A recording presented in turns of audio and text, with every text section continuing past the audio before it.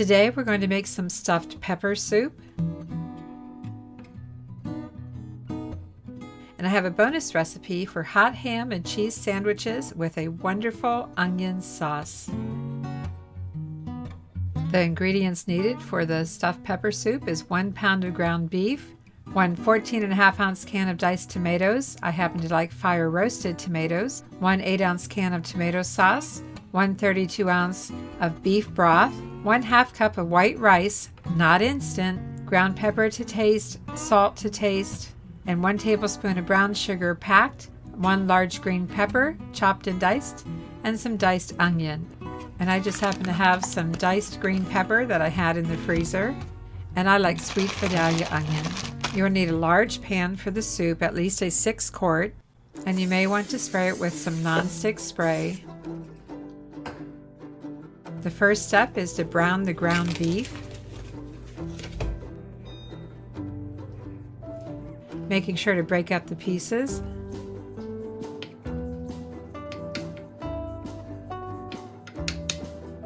I've added some diced Vidalia onion that I had in the freezer.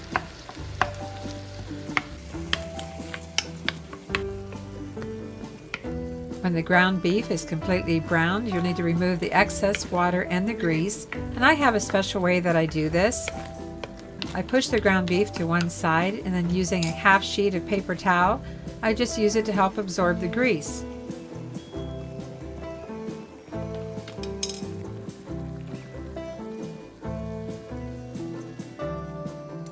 Sometimes I tilt the pan to get the grease to run to one side. It typically takes at least 3 paper towels to absorb all the grease.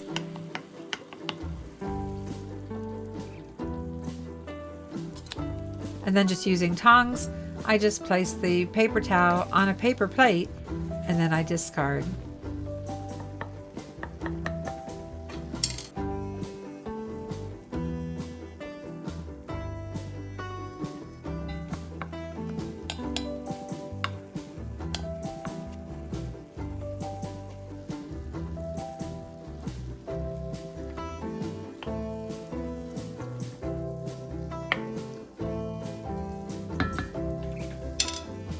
Next, let's add the beef broth.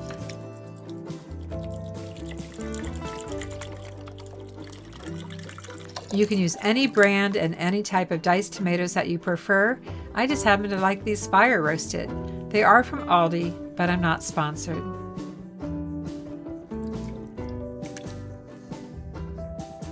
Give everything a little stir. And then add 1 can of the tomato sauce. I'm using 8 ounces, but if you like a lot of tomato sauce, you could use up to a 15-ounce can. And I'm just cooking this over medium heat.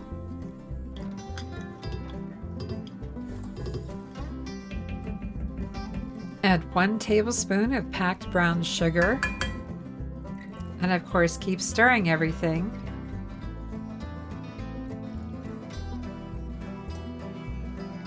And then add the pepper. I'm adding 1/2 teaspoon of ground pepper and 1/2 teaspoon of salt, but if you prefer, you can add up to 1 teaspoon. Time to stir some more.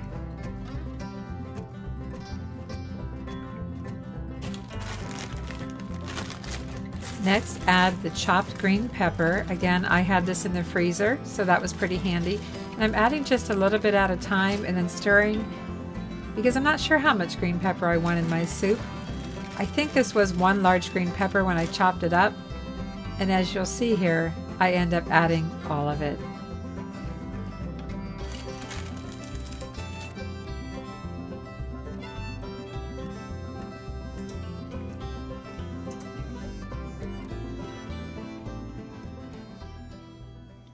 For the rice, put 1/2 cup of rice in a strainer and rinse it.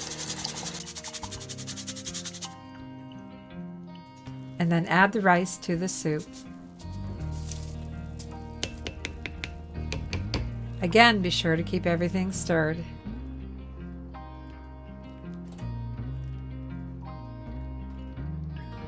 Reduce the temperature slightly.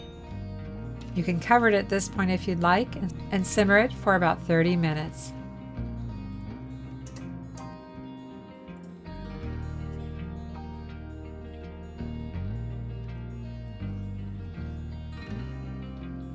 Our stuffed pepper soup is done, but I have a bonus recipe for you, so keep watching. We're going to make some hot ham and cheese sandwiches with my special onion sauce. For the ham sandwiches, you'll need 8 regular-sized hamburger buns, 1 pack of sliced ham. We like to use Black Forest ham, 1 pack of sliced Swiss cheese, but you can use any type of cheese, 1½ tablespoons of mayonnaise, 1½ tablespoons of yellow mustard, 1/2 cup of diced onion, 1 tablespoon of poppy seed, 1 tablespoon of Worcestershire sauce, some butter, and aluminum foil. You'll need 1 square of foil per sandwich. Set your oven for 350 degrees. And please note that I am making extra as I'm making this in this recipe, but I'm going to share the ingredients for the standard recipe. Butter the inside of the top and the bottom of each bun. For the standard recipe, you'll need 1½ tablespoons of mayonnaise,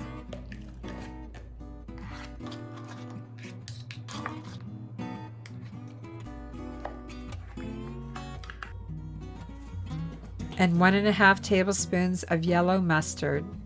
As I said, I'm making extra, but sharing with you the standard recipe.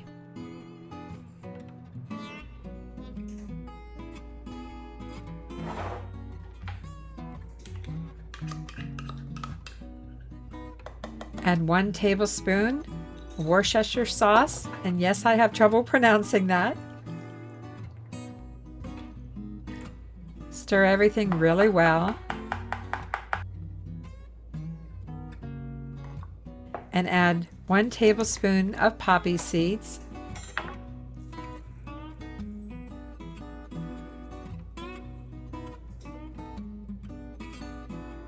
Again, stir everything really well.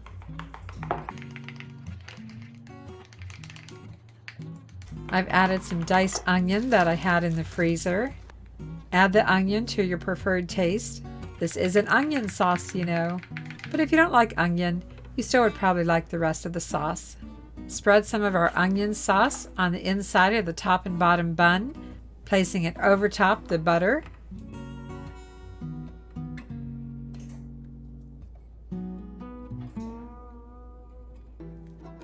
I'm using 2 slices of Swiss cheese for the sandwich, but the standard recipe calls for only 1 slice, and add several slices of ham. As you can see, I'm pretty generous with our ham, so if you like a lot of ham and a lot of cheese, pick up 2 packs of each to make sure you have enough for 8 sandwiches.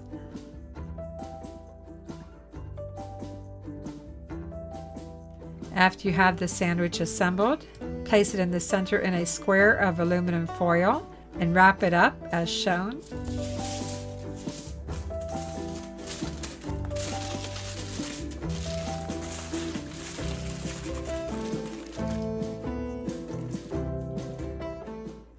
And repeat the process for the remaining buns. Yes, I have extra because I like to have extra on hand, and I also spread a lot in each sandwich, so sometimes I do double the recipe or more.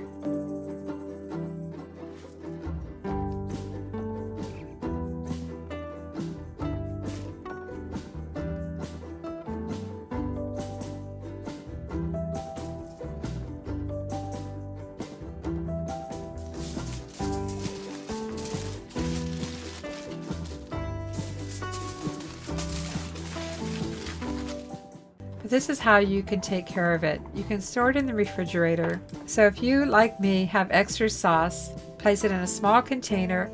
You can refrigerate it for up to 10 days or freeze it up to 1 month. We're going to bake these at 350 degrees for 15 minutes. These sandwiches can be made up and frozen. I would put them in a zip closure bag though before you put them in the freezer, and thaw them out completely in the refrigerator before warming them in the oven. If they are coming straight from the fridge, it often takes more than 15 minutes to get them warm all the way through the center, so keep that in mind. Since I just made these fresh, 15 minutes should be fine, but you can always open one and check it. Let's take a look at this, and do be careful. These are very, very hot.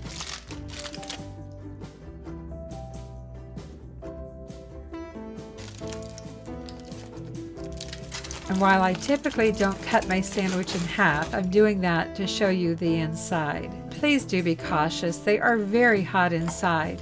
Please alert your guests. And if you're serving to children, you probably will want to cut it open and let it cool down a little bit. These taste delicious with that wonderful onion sauce. Fairly thrifty to make because you don't have to buy the most expensive ingredients, and easy to make. Anyone who loves onions will love this onion sauce. So there you go. We have our stuffed pepper soup and our hot ham and cheese sandwiches with the onion sauce. It might seem like a strange combination, but this is what I made that night for dinner. I hope you enjoy the recipe and be sure to subscribe. Thanks for watching, everyone.